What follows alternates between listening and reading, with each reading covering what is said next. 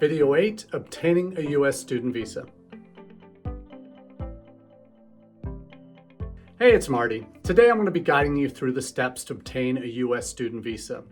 This video will cover the process after you've received admissions, show evidence of funding, and probably received your I-20 form. The I-20 form itself is what you will use to start your application for a U.S. visa.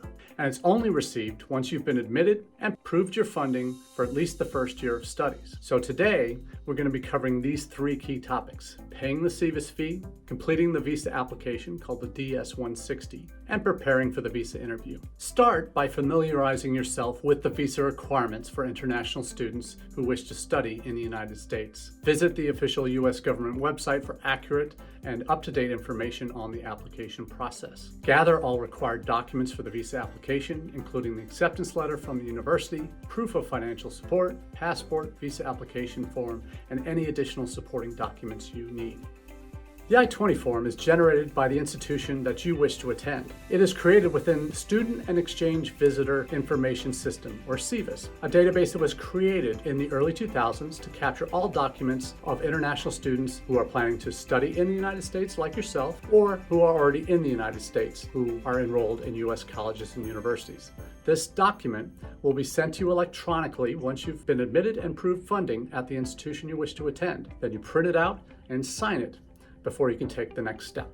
Step 1. Once you receive your I-20 from the university you will attend, check all the details in that document to make sure they're correct. And if they're not, be sure to notify that institution immediately. Once you have verified all that information is correct, the first step is to pay your SEVIS fee. And there's a particular site you'll get information from the institution you're applying to with your I-20 that will share where you need to go to pay that amount. Once you've paid that fee, you'll receive a receipt. Please hang on to that receipt. It's very important. You will need that in future steps in this process. Keep that printed out, as you may be asked to present it at your visa interview, or even when you first enter the United States at the border. Step 2. The next step is to complete the DS-160 online application. That is your application for the non-immigrant visa you seek, the F1 student visa. I'll include a link on the screen that will direct you to that application page, which also offers advice on how to apply. It's important to note that the DS-160 application can only be started after you've paid the SEVIS fee and have your printed receipt. The application will include questions such as your recent travel history, work history, family and social media accounts from over the last 5 years. And after all the questions are answered and you've paid the DS-160 fee, the next step is to book your visa interview. Step 3. Prepare for your visa interview by connecting with the Education USA Advising Center nearest you. They often host information sessions on the local process at the consulate where you'll be going for your interview. And they may invite visa officers from that consulate or embassy to come and take questions and answers from you so you can better prepare for the interview itself. Interviews do typically last between 90 seconds and 5 minutes, so it's crucial to be familiar with your documents without appearing rehearsed. And anticipate common questions like why you choose a specific university, or why the specific major, or what your plans are after you finish your studies, or how you're going to pay for your studies. And the following link that I'll share with you will allow you to book your time slot and see available dates at the U.S. consulate or embassy nearest you. Step 4. The final step is making sure you have everything you need before you go for your visa interview. The visa criteria involve 3 key aspects that consular officers use when they approve a visa. First, they want to know that you are committed to the program of study you have chosen at the institution you wish to study at. Secondly, they will be looking at how you will pay for your studies. You'll need to show evidence and documentation for at least your first year of study.